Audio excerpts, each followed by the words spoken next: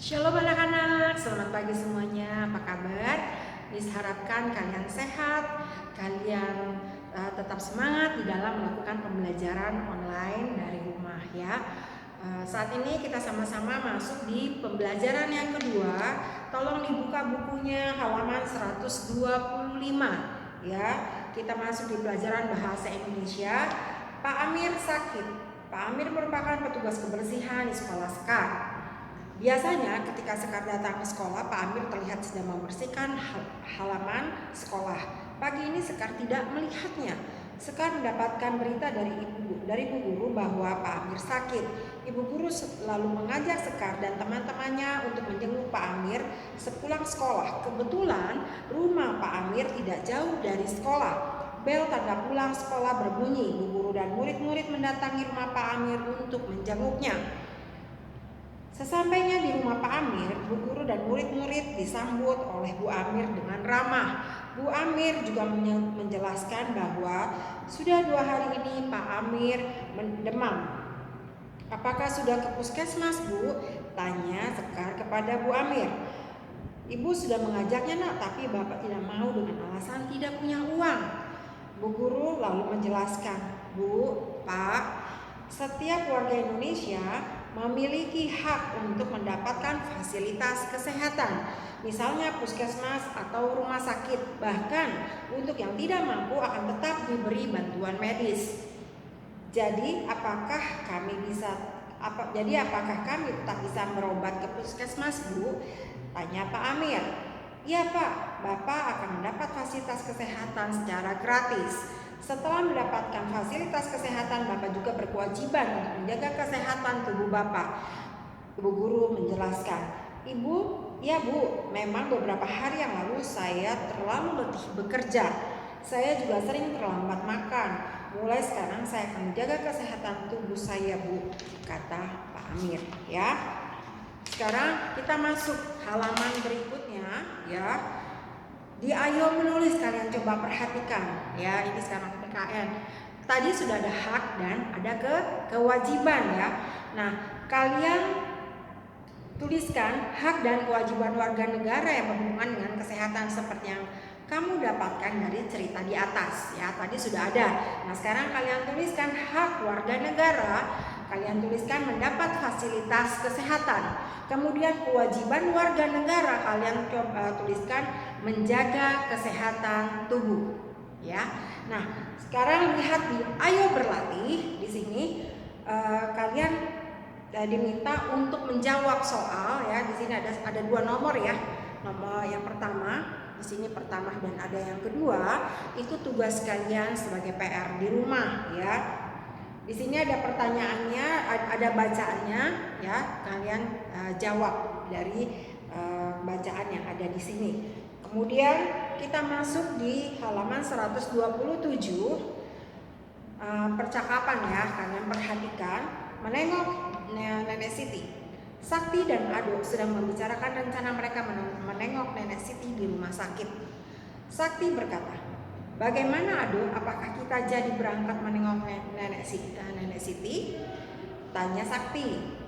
Ado menjawab, oke, kita berangkat sekarang saja. Sakti berkata, tapi jangan terlalu lama ya, please.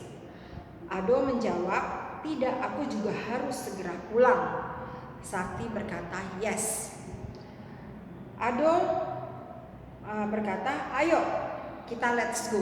Nah, kalian perhatikan dari percakapan ini ya, ada kata-kata yang dicetak miring. Di sini dibilang cari tahu maksud kata tersebut. Lalu bahasa apa yang kata-kata tersebut? Nah, bahasa ini adalah bahasa Inggris ya.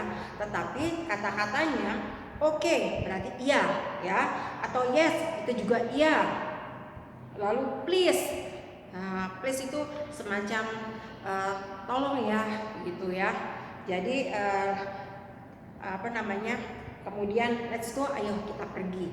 Nah, kata-kata ini cukup kalian tahu saja, tidak usah kalian tuliskan ya. Kalian cukup garis bawahi di percakapan yang ada di sini. Kemudian lanjut ke halaman 128, kita masuk ke pelajaran IPA. Kita wajib menjaga kesehatan tubuh. Tolong kalian garis bawahi mulai dari sekarang. Salah satu cara menjaga kesehatan tubuh adalah dengan makan makanan yang sehat. Kalian tolong garis bawahi itu sampai di makanan yang sehat. Ya.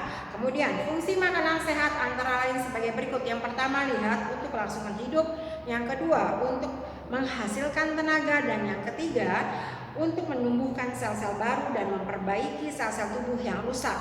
Yang keempat, untuk menjaga kesehatan kita. Makanan sehat merupakan makanan yang bergizi dan higienis. Makanan bergizi adalah makanan yang memiliki jumlah kandungan karbon dioksida, protein, lemak, dan vitamin yang cukup untuk tubuh. Nah, kalian tolong garis bawahi dari makanan sehat sampai cukup untuk tubuh. Nah, itu kalian garis bawahi. Kemudian perhatikan, makanan yang higienis dan makanan yang tidak mengandung. Makanan higienis adalah makanan yang tidak mengandung sesuatu yang dapat mengganggu kesehatan. Nah, itu kalian garis bawahi sampai di situ. Makanan yang higienis tidak mengandung hal-hal berikut. Kalian lihat di sini ya, ada 3. Pertama, kuman seperti jamur, kemudian virus atau bakteri yang merupakan penyebab penyakit. Lalu yang kedua, benda-benda asing. Ya, contohnya misalnya batu, pecahan kaca, atau kawat staples.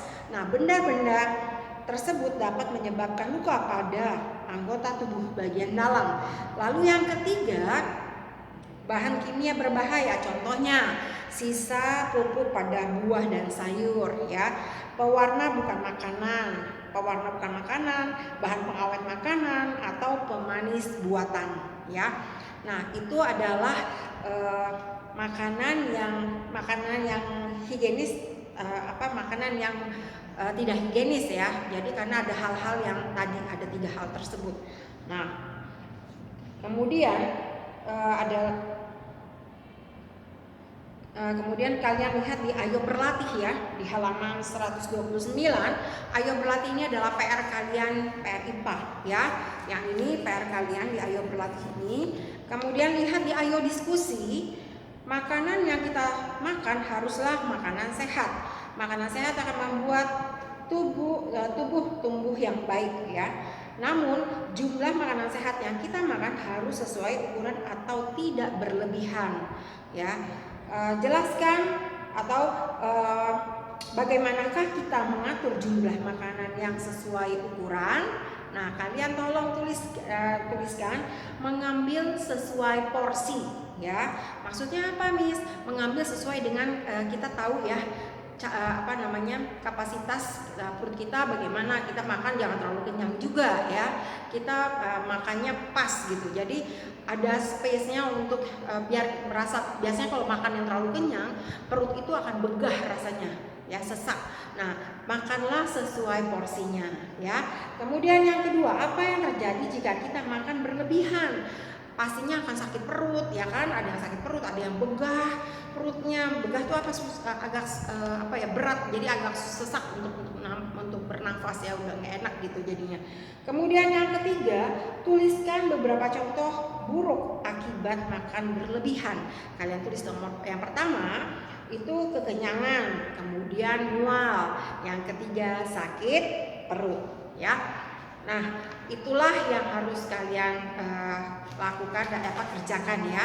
Nanti Miss tunggu untuk tugas yang di-share itu hanya ada 2, yaitu di Ayo Berlatih halaman 126 dan halaman 129 juga Ayo Berlatih.